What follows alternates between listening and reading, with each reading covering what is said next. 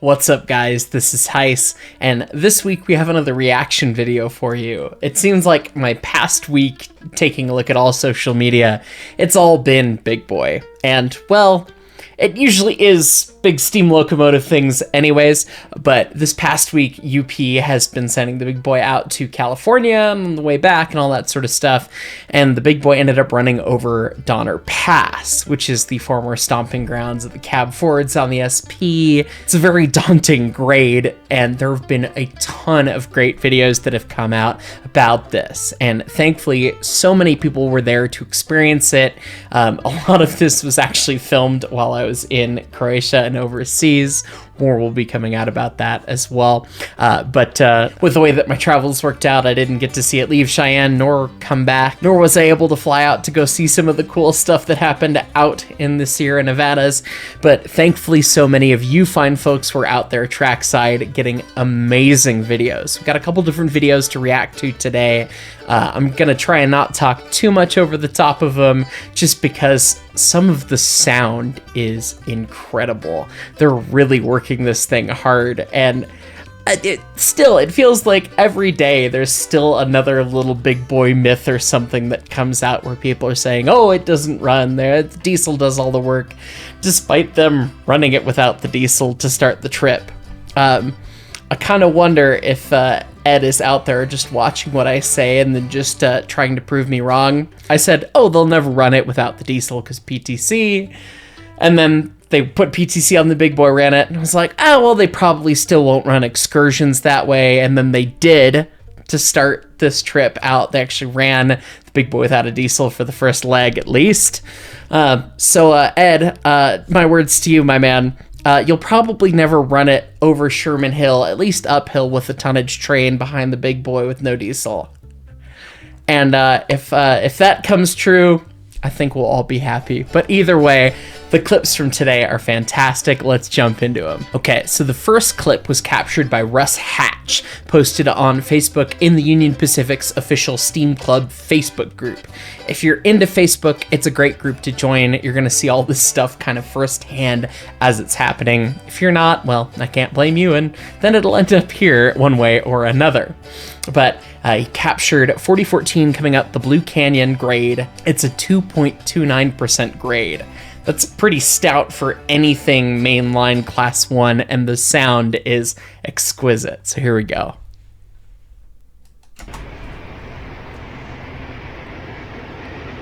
Just hear the exhaust in the distance.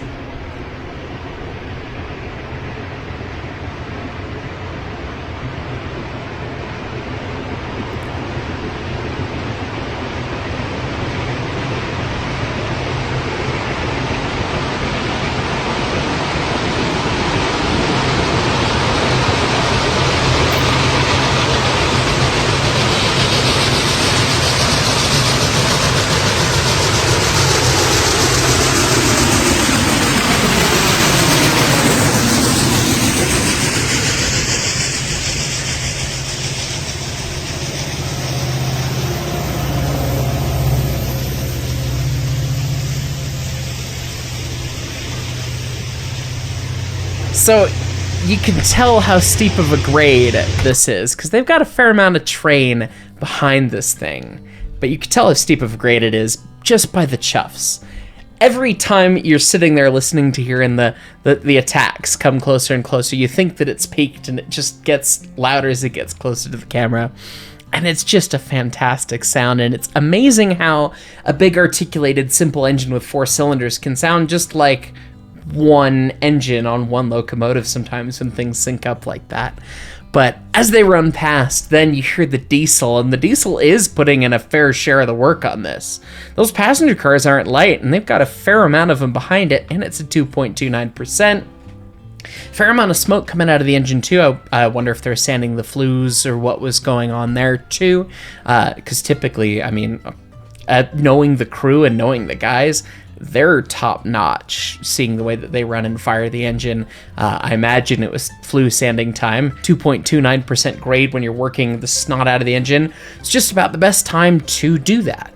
So that would be my guess, but it sounds like the diesel is doing a fair bit of work too. I was never really on the 70Ms or the 70 Max, or that might have been an Ace.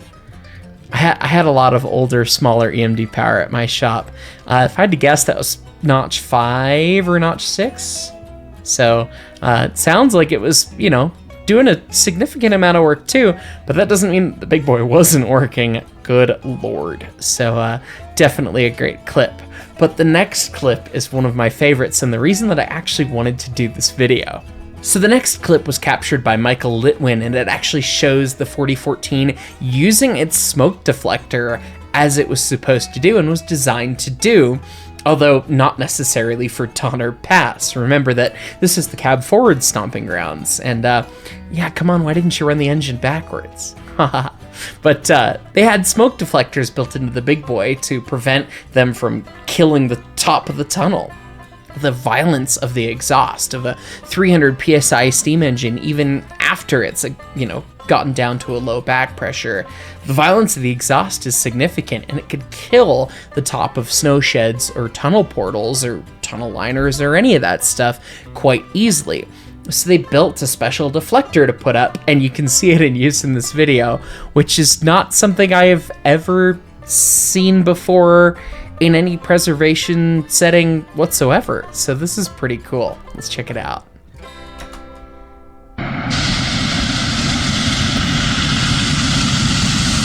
See the smoke trail in the distance.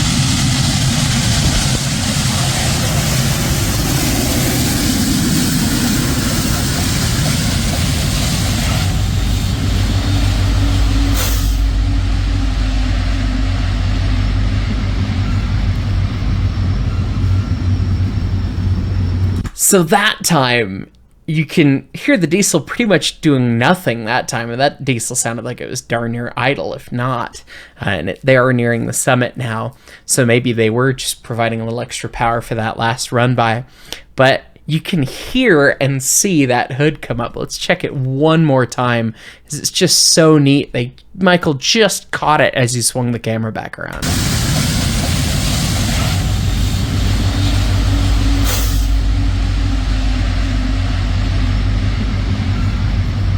That's so cool.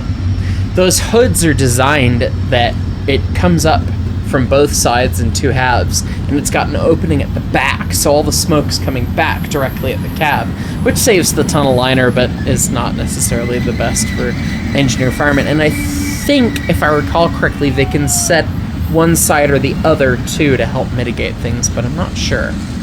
So, and here we see the tail of the consist now coming up. It's a pretty sizable train that they're taking up a pretty ridiculous grade. Those cars are not light. This next clip is from Rich Shipley, who caught the 4014 coming up through the S-curves, showing off the articulation of the locomotive in a fantastic way.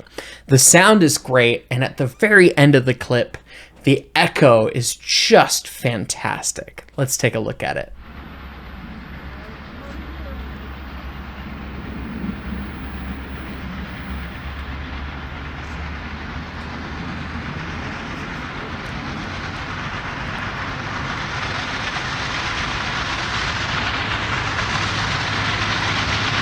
You can hear the diesel though.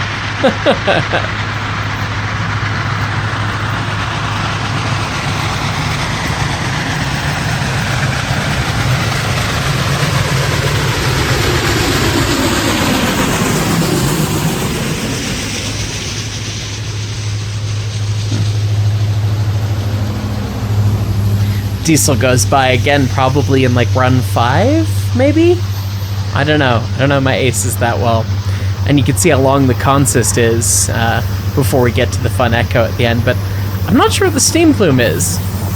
Part of me says injector engineer side or feed water pump engineer side, but I don't know for sure. I've seen it before in clips, but I'm not sure what it is. But right as the OBS rolls out into the distance, listen to the whistle.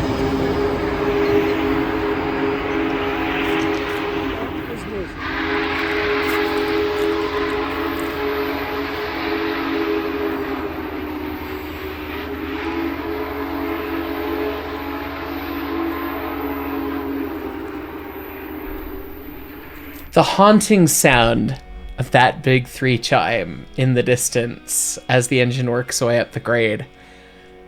That's ethereal. There's not much better than that. That's pretty freaking cool.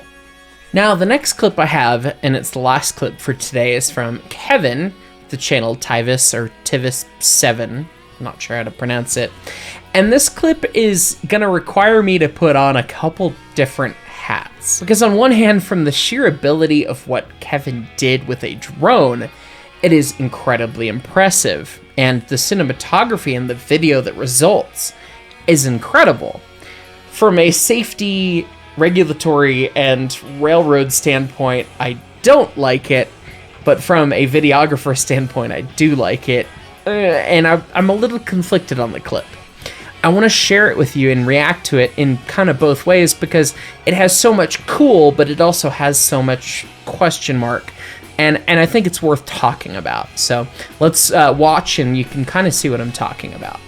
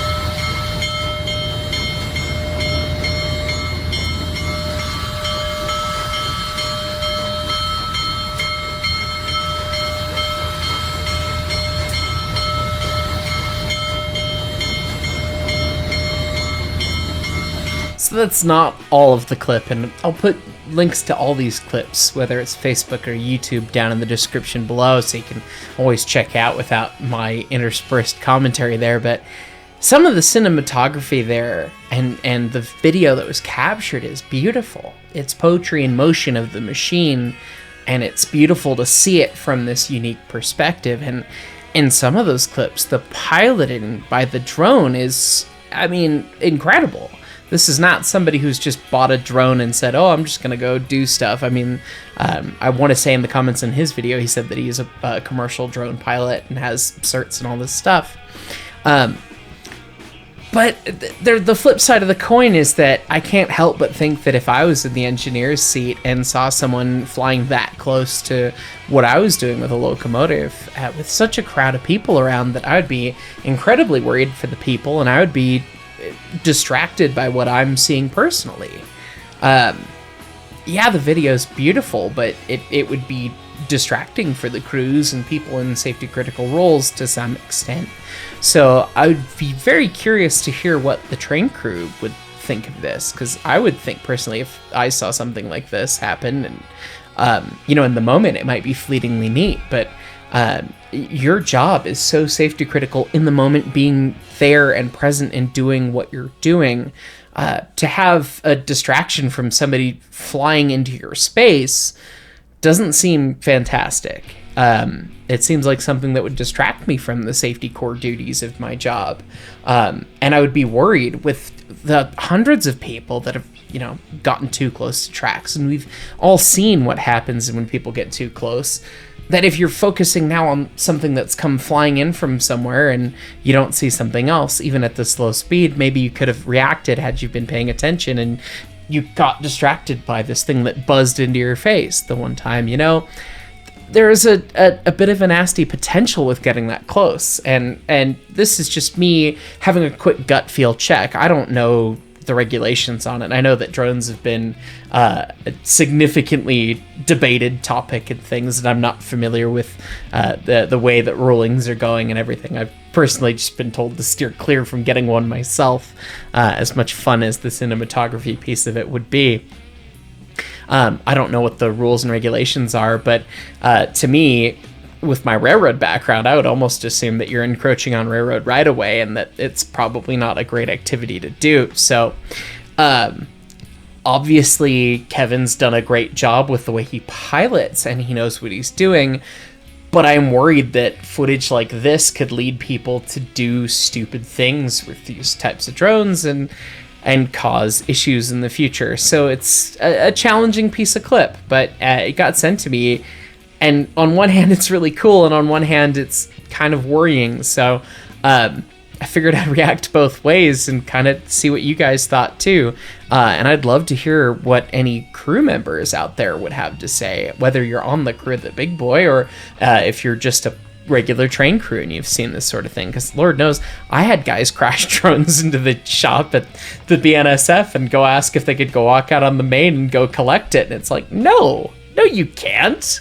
And then, of course, pictures came up of UP talking about how they ended up collecting a drone that crashed into the train. I mean, it seems like a not ideal thing. So, I mean, at the end of the day, as cool as the video piece of it is, and as impressive as this is, I have to... The corporate BNSF safety guy is still deep in this brain, and I have to say... At the end of the day, guys, like, you want to be safe and you want to promote these kind of activities in the right way. Union Pacific is the only Class 1 that does this. BNSF doesn't, NS doesn't, CS, no one else runs Steam. I guess CPKC just did, and they did a whole thing. Okay, so there's only 2 of them that do, and CPKC was maybe a one-time thing for publicity for the merger and everything, and it remains to be seen what comes next, and I wish I could have seen that, but that's a whole nother story.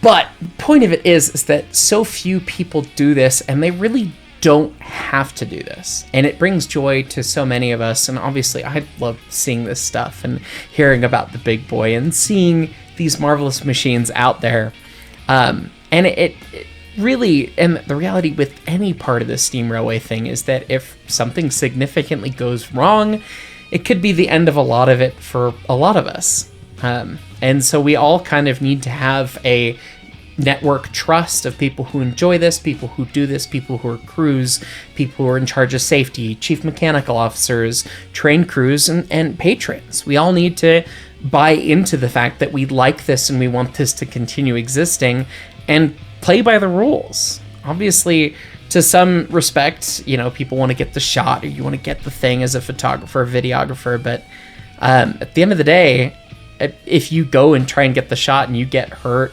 or, Lord knows, get hit by a locomotive, it could be the end of some of this stuff, and it could seriously change this stuff for everybody too. And Lord knows, you hate to hear about people getting injured and safety incidents like that. Like nobody wants to be a part of that. So keep that in mind when you're out there. I mean, I know UP always puts out the message, stay 25 feet back, and Lord knows this video shows some people that we're not, but that's definitely the right mantra to keep is, keep back. And I guarantee you will still be deaf from the 4014's whistle 50 feet away, just as much as if you were 10 feet away. So get back to a respectful distance, enjoy it, go out there, see it, and don't push the envelope, don't be too avant-garde, because at the end of the day, this is magical that we get to see this in 2024, and you never know when it might be the last time. So that's my little couple 2 cents on that. So anyways, guys, from badass awesome action sounds, seeing the smoke hood, to well, you know, interesting nuance with drones and all that sort of stuff. I hope you learned something. I hope you enjoyed the videos, and Lord knows, I hope we get to see the 4014 out on the higher iron once again. I believe that they've got another trip scheduled late August, September that I can probably see. So I'm gonna do my best to go get my own coverage from 25 feet back, unless invited otherwise. So anyways, guys, thanks so much for watching. We'll catch y'all next time.